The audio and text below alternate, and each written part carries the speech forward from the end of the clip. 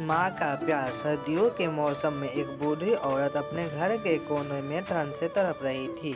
जवानी में उसके पति का देहांत हो गया था। घर में एक छोटा बेटा था। उस बेटे के उज्जवल भविष्य के लिए उस माँ ने घर घर जाकर काम किया करती थी। काम करते करते वह बहुत थक जाती थी, लेकिन फिर भी आराम नहीं करती थी। वह सोचती थी, जिस दिन बेटा लायक हो जाएगा उस दिन आराम करूँगी। देखते देखते समय बीत गया। माँ बूढ़ी हो गई और बेटे को अच्छी नौकरी मिल गई। कुछ समय बाद बेटे की शादी कर दी गई।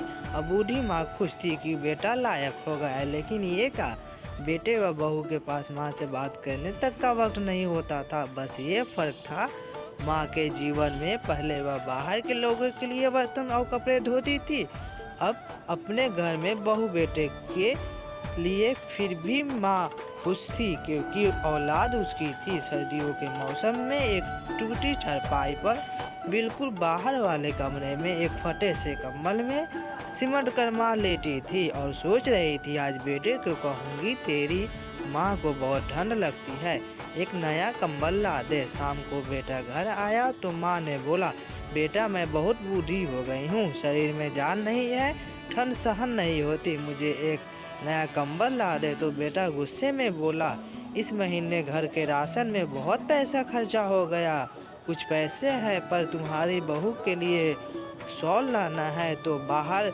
जाती है, तुम तो घर में रहती हो तो सहन कर सकती हो, ये सर्दी निकाल लो, अगले साल ला दूंगी।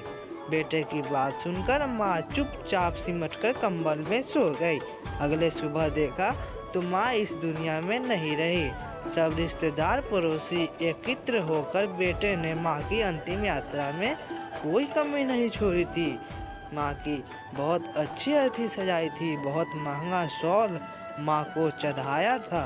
सारी दुनिया अंतिम संस्कार देख कर कह रही थी, हमको भी हर जन्म में भगवान ऐसा ही बेटा मिले। मगर उन लोगों को क्या पता था कि मरने के बाद भी एक माँ तड़प रही थी, सिर्फ और सिर्फ एक कंबल के लिए।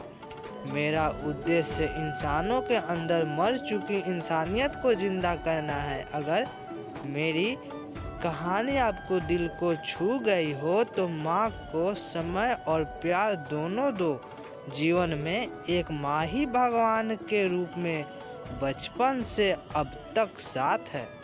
दोस्तों, आपको ये वीडियो अच्छा लगे तो प्लीज़ चैनल को सब्सक्राइब कीजिए।